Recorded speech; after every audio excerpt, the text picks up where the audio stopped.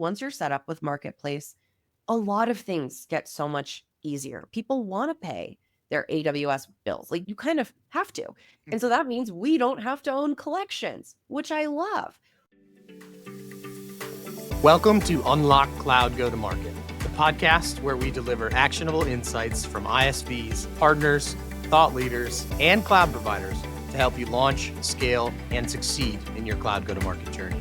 Whether you're building your first motion, fine-tuning your strategy, or aiming to maximize revenue, this show brings you the stories, strategies, and lessons learned from the people driving innovation in the cloud ecosystem. Each episode cuts through the noise with candid conversations and proven tactics that you can apply right away. Because the future of cloud B2B success is here, and the time to unlock it is now. Hey, everybody, and welcome to another episode of Unlock Cloud Go-to-Market with Tackle. I'm your host, Patrick Riley. Today, I'm joined by some special guests, including the new Marketplace Master of Grammarly, which I use in my email every day, and otherwise my language skills would be severely diminished. So Corey Woodburn, head of Cloud Marketplace Alliances at Grammarly. Welcome, Cory. How are you? Doing well. Thank you so much for having me here today. Very excited. Yes, we are excited as well. And you were the first guest to have a cooler background than me. So kudos to you. I think we should give out an award for that. I've also got Dan Callahan with me, our Tackles Enterprise AE. Dan, welcome. I'm glad to have you on. Thanks, Patrick. Excited to be here. You're the first AE on the call. So you've made a lot of folks jealous today to be on this podcast. So don't let your peers down. And we'll let you guys down. All right. So for everybody listening, if this is your first time, the goal of the podcast and the aim of today is really to spotlight an ISV who is at either the beginning stages of cloud go-to-market and really figuring it out and still kind of doing some lessons learned. Folks that are kind of right in the middle of maturity and they've gone through the early learning curves and felt a lot of those initial challenges, started to see some success, and then those who are really at scale.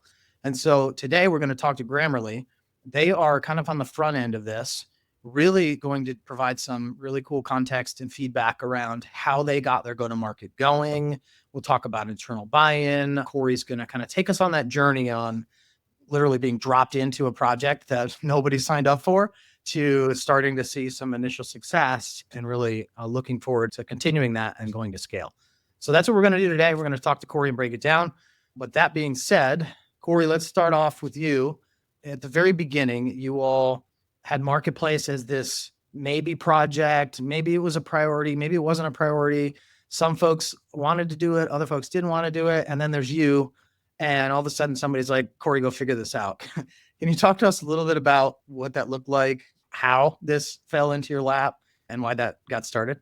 We had kind of a weird start to this, and we've kind of had to figure out how to get on the track, so to speak. Grammarly is a very strong AWS customer. Our infrastructure is hosted there. So in light of some conversations with them, it came up to our CRO that we probably should be on the Marketplace. And Amazon kind of had approached us about that. And at the time, we didn't have anyone that it should really sit with. It kind of is this weird in between. And our CRO was talking to head of channel resellers at the time, was like, hey, if somebody from your team wants to take this on, like vet it, find out about it. It's kind of interesting. And my manager at the time, we were just getting started. It started with the channel motion, and that's, where we were starting, so to speak. And I was kind of a little bit of an oddball in my team. I come from a solutions partners background, customer success, partner success, really program building, not so much reseller. And he's like, hey, your partner's not doing great. Here's this weird thing that we were kind of offered. Do you want it? I did a little bit of research and I said, yes, please. Like I am so tired of difficult resellers. I would much rather bite off a massive project. And so that's kind of how it came to me. I didn't know what I didn't know. I did a little bit of research into like the broader market. I knew marketplaces were important. I've done some work with marketplaces, but really didn't understand what it took to go live on AWS, which is for the better. I don't know if I would have jumped in quite the way I did if I had known how hard it would be. But yeah, that's kind of how we got started.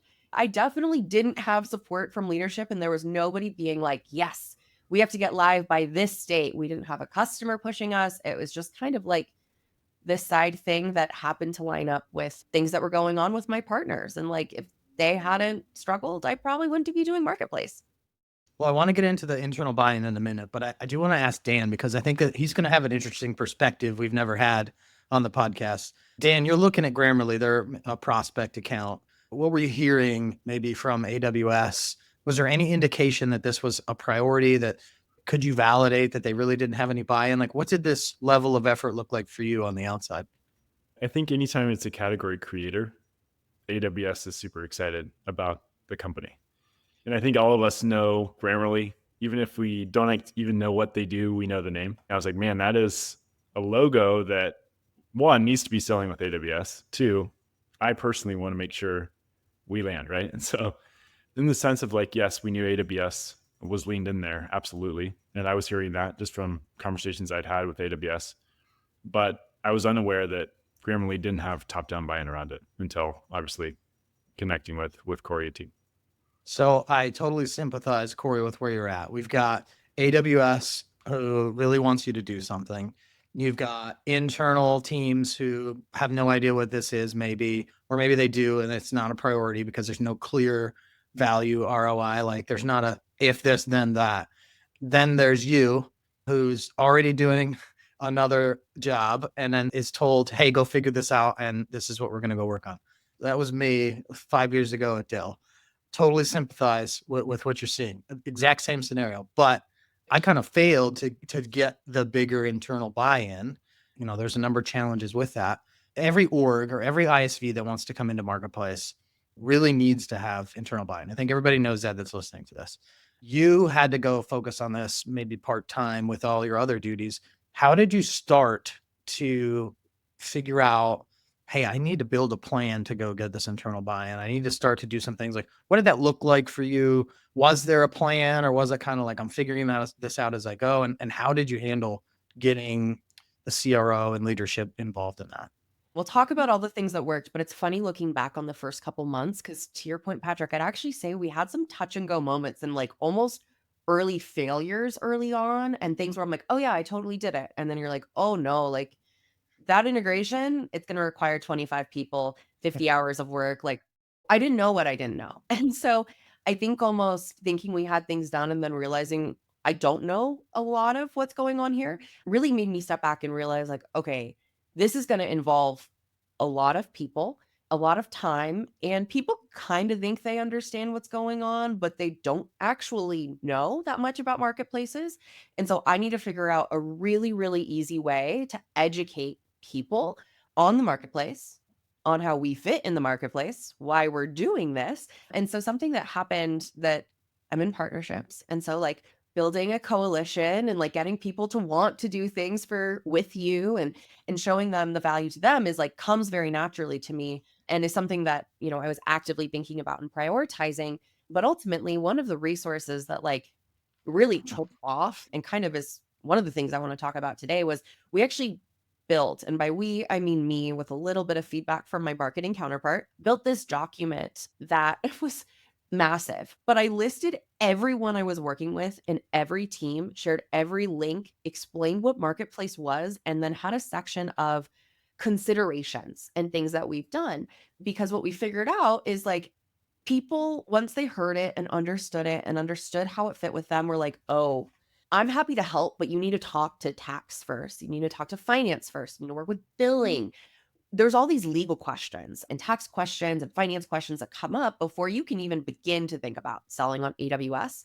And so what we did was actually like list out, here's why we should be on Marketplace. And here's some of the conversations we've already had. And then if you go back to the top of that document, here's specifically the people I talked to. So you can feel comfortable like, okay, actually somebody very senior in legal has signed off. I'm allowed to look at just my slice of the pie and be really excited to help Cory with just this and not worry about all these other things because I trust that she's got it on lock. That worked really, really well for us. And what was interesting with that plan, my marketing manager and I, especially towards the end, it was a lot of marketing folks that really helped make a big difference for us.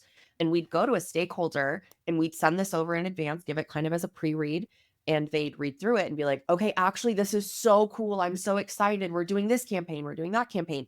And what I found out later is that people I was working with, as soon as we got them bought in, would actually send this document to other teams. And so by the end, I actually had like product marketing coming to me and being like, hey, I see that your launch date is on this day. I think it's going to cause problems with insert product launch. Like, can we work together to make sure that the moment we go live on AWS, you have the latest, greatest brand new products? And so it was really cool to kind of see this very odd, very stripped down document end up being effective enough that it kind of expanded like even beyond my immediate reach. It was really, really helpful in helping people understand and also helping get people excited and trusting that we were doing our due diligence across all of these different components, if that makes sense.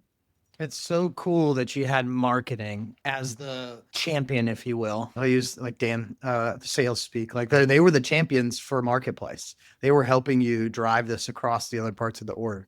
It's usually just the alliances person, or in some cases, companies have to hire a third party. They use Tackle a lot of times to help try and do that, or they have an internal, like we had a transformation team that we had to pay internally to try and figure that out. So it's neat to hear marketing was the person who had your back.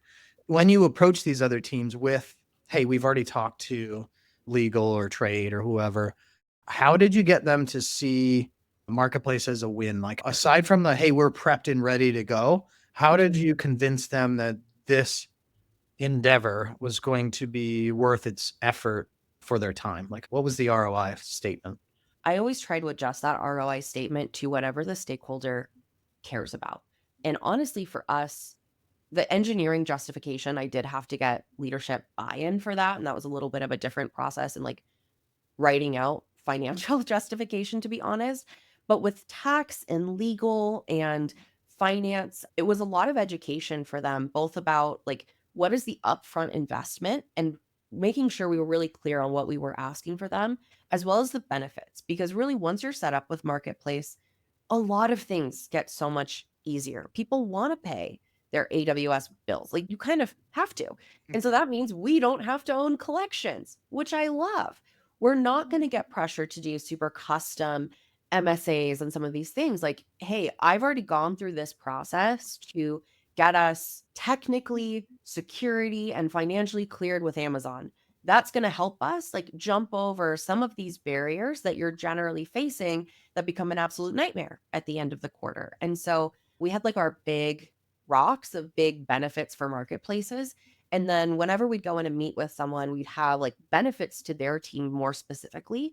And again, we usually had already done something that would make their life a little bit easier if marketplace were to be turned on effectively. And so they were trusting that we were good stewards of the business. We wanted to collaborate. We were coming to them before anything was urgent. And I'd also say, even if I didn't know exactly what the project would be, I'd start talking to people really, really early to be like, hey, just so you know, this is coming down the pike. Next quarter, we're going to have to align on these things. Here's what we're going to ask. Can't wait to talk to you next month. And so people felt like this was a much bigger project than it really was. Because again, a lot of people touched it, but at the end of the day, like, it's what does Corey Woodburn think? The project felt bigger than I think it really was. And that was a PR strategy on my part. It's kind of like you were starting your own business. I feel like you have a very good sales methodology mindset. I mean, you took it internally like you were selling externally. I have to have a different message for each stakeholder. I have to make sure I've outlined kind of that clear ROI and what I've already done just to, get them to buy in. Dan, how often do you see that kind of mindset, that self-starter? Does that make or break the success of this route to market, in your opinion? I think our approach to this was unique, and it's why they've been able to be so successful getting started and set up correctly. We call it a champion, like you said, Patrick. There's a difference between a coach and a champion. A coach is the person that maybe tells you what to go do. The champion is the one that goes and gets stuff done. I think that Corey just really kind of exemplified that. It's not as common as you'd like it to be, for sure. Maybe speaking too much here, but a lot of times we're having to build those champions and then go deliver. Maybe it's more we're building up coaches and then we have to champion for them internally. So having somebody who is inside the organization actually trying to do that actively for their company is huge.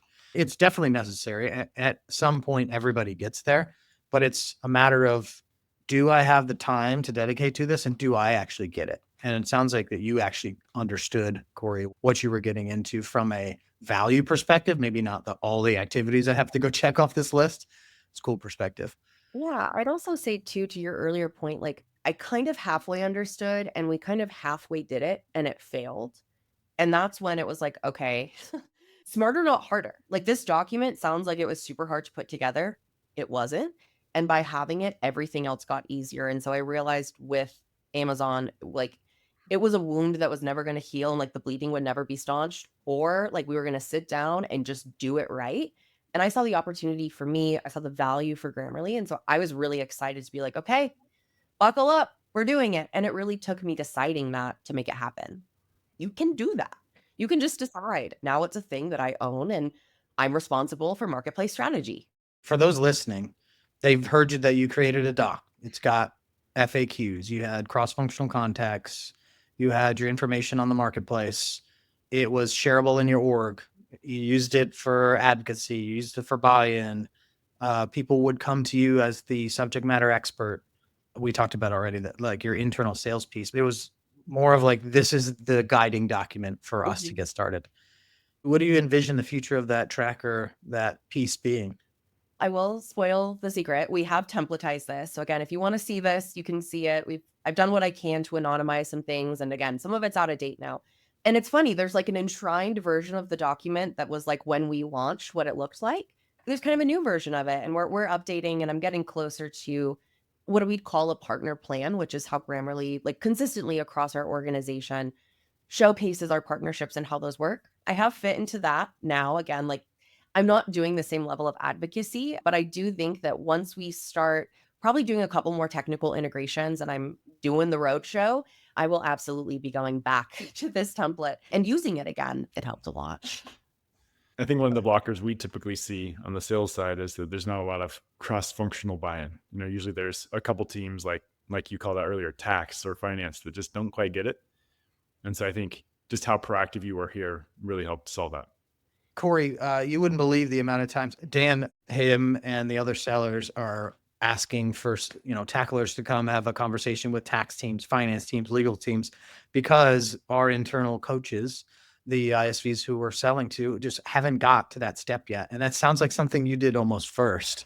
What made you get to those folks early? Like, was it just like happenstance, or was there a plan on like, this is probably where I need to start? Yeah. So again, I would say I got humbled really quickly by the process of going live. And I really did think I had things together. And I realized like, oh, we are so very far away. And I think that like splash of cold water made me like really sit down and kind of figure things out. Again, I have a success background. I've worked with customers. I've worked on big, big, big platform implementations. And so realizing I was out of my water and like, okay, what are the big buckets of things I need to get done? What are people that are successful? What have they done? What are the weird edge cases with Grammarly and what's going on in our business that slow down deals? I did sit down and kind of map out all of the big things we were going to need to do in order to actually go live. It's funny where I spent the most time and what was the hardest for me was actually engineering. And it was just because those resources are really difficult to get allotted. And I think I'm pretty technical for a non-technical person. We were so far above my head. It was hard versus like, I'm not a tax expert, but I can understand different countries have different laws and I could come prepared with what I knew. Here's what we have from Amazon. And so again, I didn't want to look unprepared. I didn't want to get caught off guard by anything. By putting together the teams that we needed early, even if it was just a, hey, just so you know, once we've talked to finance, we're going to come back to you, tax, and get on the same page. But you're going to be my contact and I'm going to put you on the sheet. Are you cool with that? That really helped. And so, yeah, it really was systematic. And again, giving people notice early and controlling what I could control was really, really essential in being successful for this. Well, you talked about the internal buy-in and you just talked about the listing and kind of those lessons learned on how to get there. What we didn't talk about was how long it took to get your first listing up and then your second one. Do you remember how long it took you to get your first listing up and running? I'm painfully aware. And I'd say we had multiple failed attempts. Like there were several times where I really thought we had everything ready and we didn't. So in total, from like me actually starting the project and like trying to work towards listing, Our first listing took us 10 months. And I would say it was a very full 10 months to make that happen. And it's interesting talking to people. I've heard that's actually not that long of a timeline, especially considering it was me and a little bit of help from somebody on the marketing team. There's so much that we learned that actually a couple months ago, I was approached by my leadership. They were like, Grammarly for Education, time is now. Sorry, strategies changed. We got to get it listed. So I called my BFF Dan. I was like, hey, we're doing it. And between the lessons we'd learned and the help of Tackle, and specifically the platform, like the Tackle platform saved me from just the day that we decided we were going to try to go live to going live or submitting everything to Amazon to go live was 18 days versus 10 months. And I will tell you that 18 days was busy. I knew what I needed to do and it was all within my skill set. So it's shocking the difference between those two listings.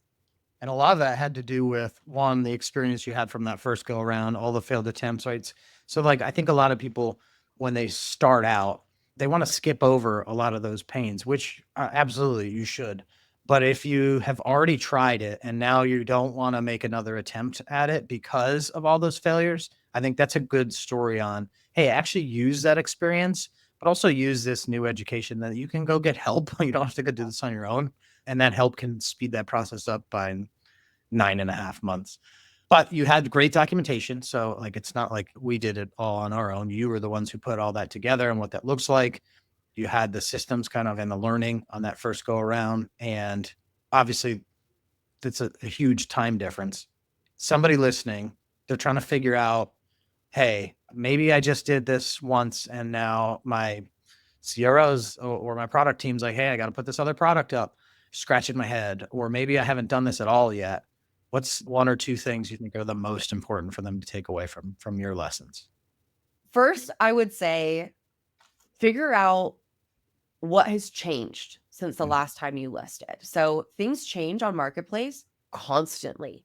And so like there's new processes, like things that I did that were terrible now are really easy. There's new things, like just kind of do a little bit of research to understand what's changed. And under that category, I'm going to cheat and like shoehorn something else in there. Talk to other people that have done it. There's so much value in talking to other ISVs, other alliance managers. Just talk to some people and like a little bit of it is commiseration, but it's also like, no, you really can do this. And the second thing I do is like, when it was my time to do this, I sat down and I wrote, same thing. We went through the whole document.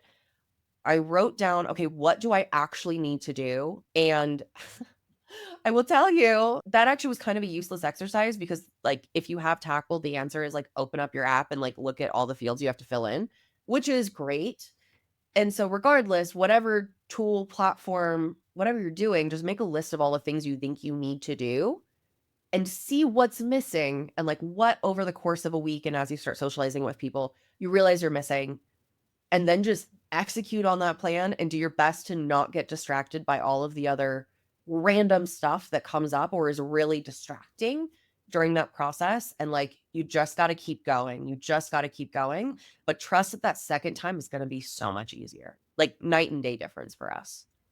Dan, what was the difference for you when Corey approached you with, hey, this is what I've done already. Here's how long it took me. Now I need Tackle's help. I'm sure that was exciting from a sales perspective, but like, what did you see as a true differentiator in how Corey approached Tackle from a readiness perspective versus how, somebody else might come with no background? Well, I think a lot of it is the experience she'd already had. So we weren't rebuilding or starting to build internal buy-in. We already had it. I mean, even on our first couple calls, we had Cory, we had her leadership, we had everyone going, let's do this, let's do it better. How do we maximize this strategy rather than how do we get started? And I think that was obviously the groundwork that she laid.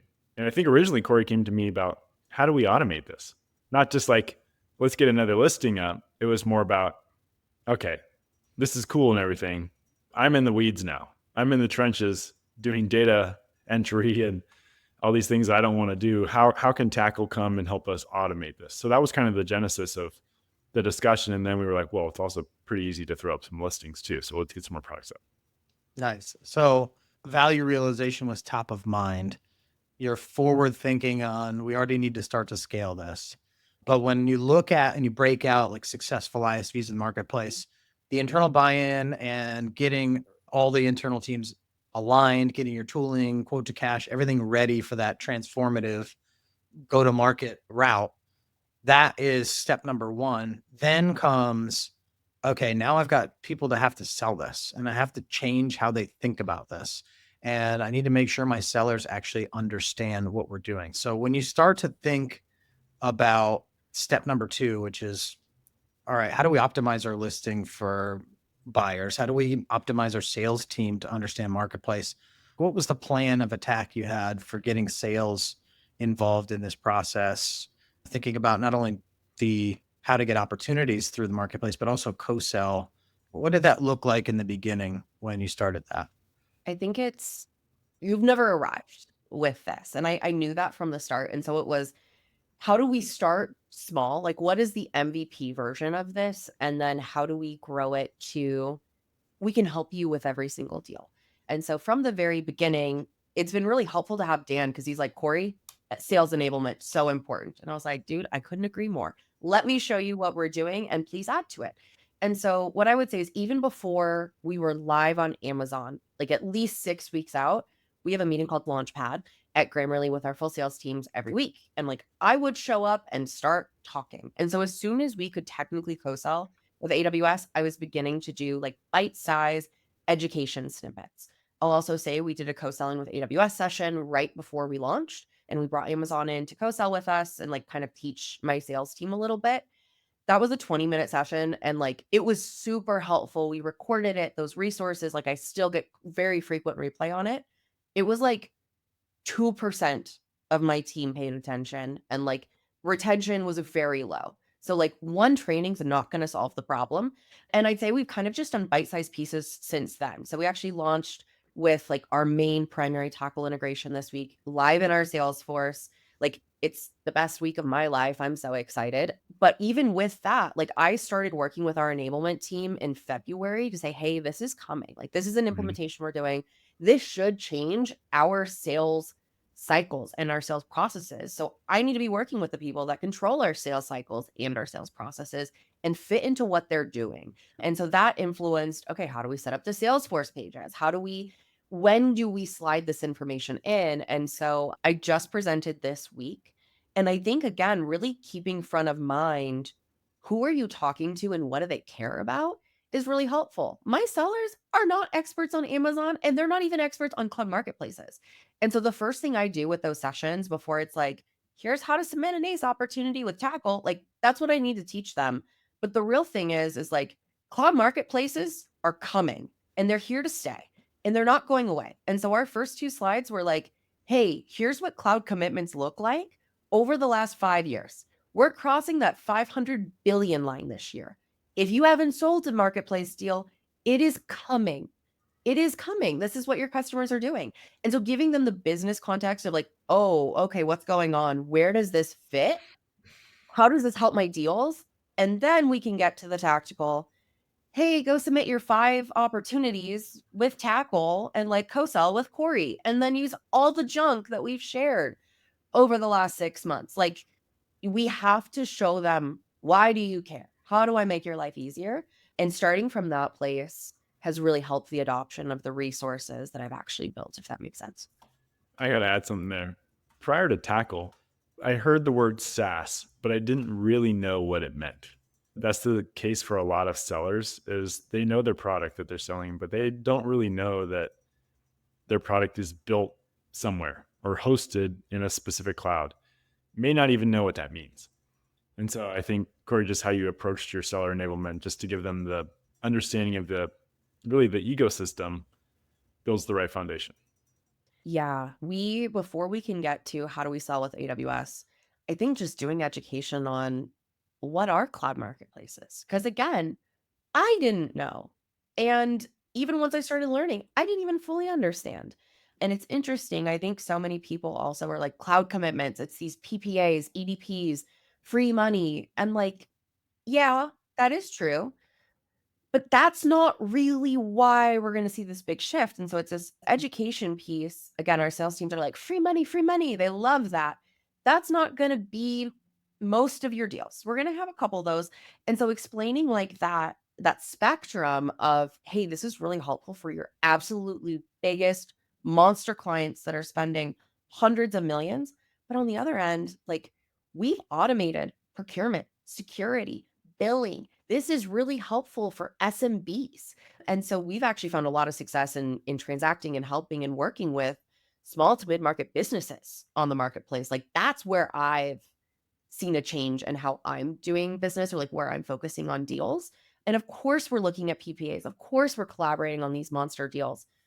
But it's a lot of these small ones that I think are going to end up being the difference. And like Amazon has a serious value prop for businesses at all stages of development and that are making, all different sizes of revenue.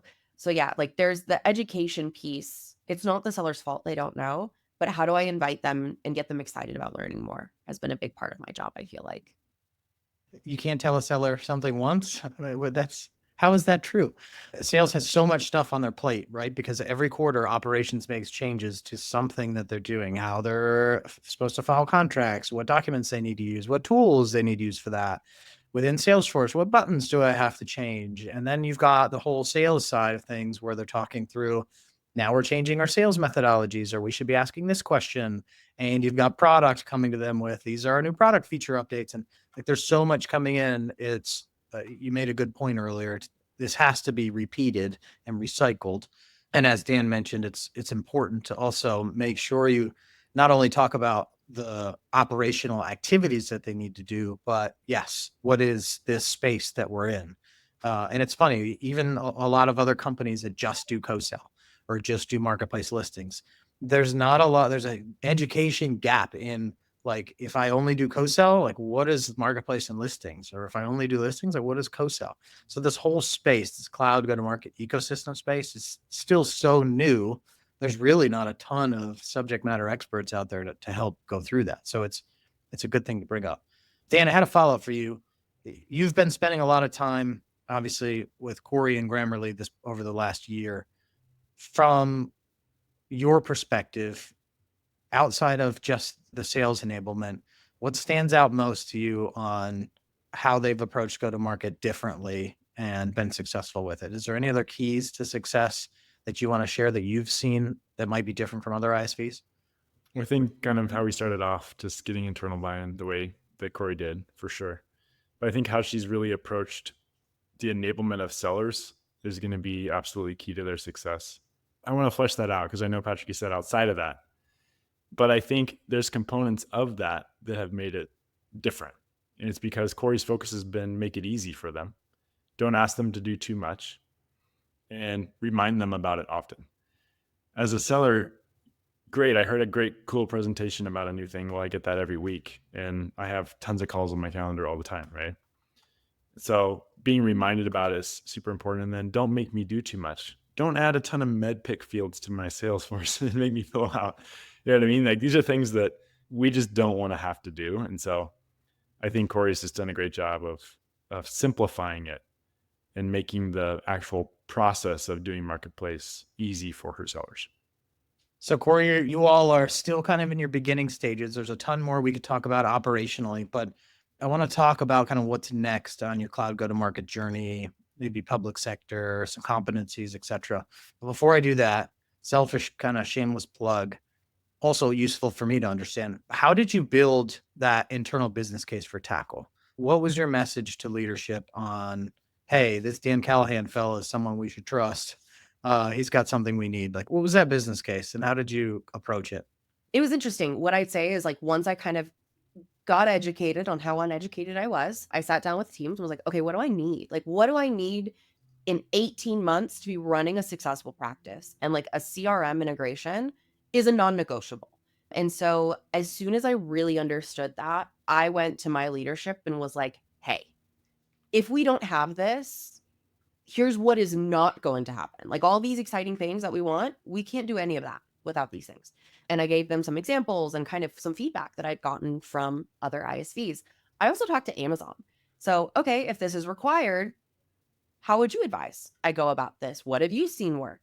And I had a really good relationship with my PDM, and they gave me some great advice on building your own connector, some vendors that I should work with, different things like that. And I, from the very beginning, I was fortunate that our executive sponsor, Matt Rosenberg, he's our CRO, he's great, kind of who started this project too, actually came to a team offsite, and we had the opportunity to present our partnerships and, what our needs were. And so I was very far ahead of when we potentially needed this. I did our initial launch by myself. I would advise getting help earlier. I want to be very clear on that.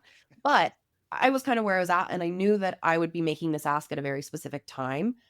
I highlighted to Rosenberg the pain I was feeling today because we didn't have an integration, the opportunities we were going to miss out on, and the scale that we'd miss out on without, this an integration. And I put a dollar amount on what I thought it would cost. And I'd already done a little bit of research. And so again, I talked to a number of vendors, but it's really, really interesting. I would say from day one, Tackle was our preferred vendor, and there's a few reasons for that. But my favorite one, I don't even think I've told you this, Dan. I talked to my VP, my manager, like 3 or 4 different people. And I was like, hey, here's the vendors I want to connect with. And, I'm going to reach out to their sales teams this week. Here's how I'm going to go about vetting them, getting pricing, all these different things. And everyone I talked to said, oh, we're connected with the Tackle seller on LinkedIn. Like, he pings me once a month, like, I'll introduce you to Dan. Everyone knew Tackle. Everyone knew Dan. Everyone was excited to introduce me to Dan. And as someone who gets a lot of follow-up, I can think of like 1 or 2 salespeople's emails. So Dan, you did a great job of connecting with folks. It was super easy for me. We had a very good trusting relationship from the beginning, and I was able to meet with Dan, talk about where I was at, and we figured out a plan from a sales cycle perspective and an implementation schedule that really did work for both of us. And it's not just he and I, it's Tackle and Grammarly, and I really felt like I had a partner from our first meeting. Great kept secret. The amount of money that Tackle has helped us get pays largely for this program. And so it's interesting. I actually got new leadership. I received new leadership after we had purchased Tackle. And I laid out what we were doing, how much it costs, the funding, all of these different things. And the person I was with was like, wait. You're telling me you get 10K when you go live with this? And then you get 10K again when you list it? And that alone makes up X% of our annual commitment with that? And I was like, yeah, most of this funds itself. And I look like a genius at that point, which helps. And again, it's like, no, you guys did a good job educating me. I have a great partner development manager at Amazon, and I really try to stay on top of the programs. So between Dan and I, we got it figured out. I'm already thinking about justifying the budget for next year because I can't live without this tool, or we're not going to have a scaling Amazon partnership without the support of Tackle. It's just not going to happen. Corey, Grammarly's obviously not stopping here. So what's next on your go-to-market journey? So much. Grammarly actually bought another product, and we are making some big changes on the product side. As we figure out go-to-market, figuring out cloud go-to-market at that same time is really exciting. So that overarches everything, but we're learning to work with the AWS public sector team, continuing to evaluate other marketplaces. We are working on competencies right now as well.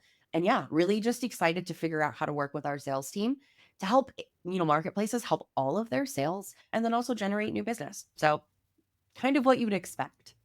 Awesome. We never done this one before, so you're going to be our first guest. A lot of Okay. firsts today. We're going to do a quick lightning round. I've got some pre-filled out questions. I'm going to skip. Well, I'm not going to skip one of them because we already know the answer to it, but everybody will get a chuckle when they hear it. So Corey, I'm going to set you up for 5 questions, and then Yep. we'll wrap it up and get you out of here.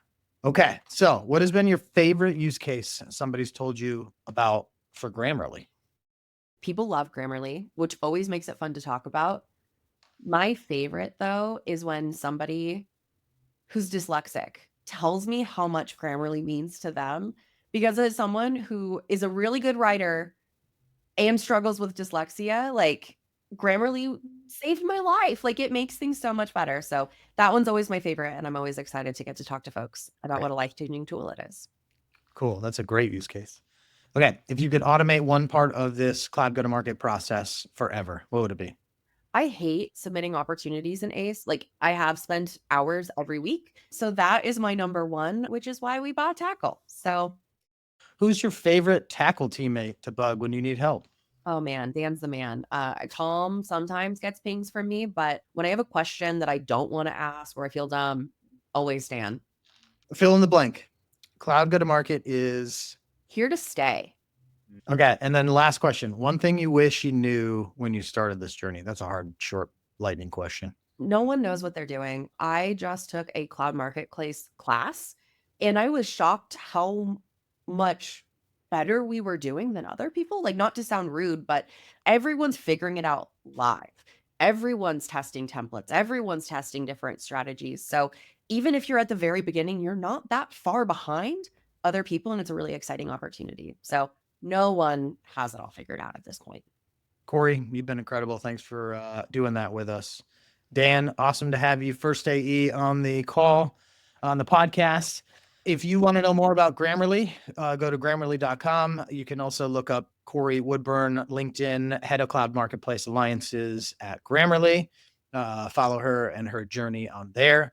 If you want to learn more about marketplace journeys, email Dan Callahan or go to the tackle.io website and subscribe to our Unlock Cloud Go-to-Market podcast. Thank you, Cory. Thank you, Dan. Really appreciate you making time to do this. Of course, use Grammarly and take it through the marketplace. Yeah, go buy Grammarly on Marketplace. Thanks, everybody. Thanks for watching another episode of Unlock Cloud Go-to-Market. I'm your host, Patrick Riley. Until next time. Thanks for listening to this episode of Unlock Cloud Go-to-Market. For more resources on executing your cloud go-to-market strategy, you can visit our website at tackle.io.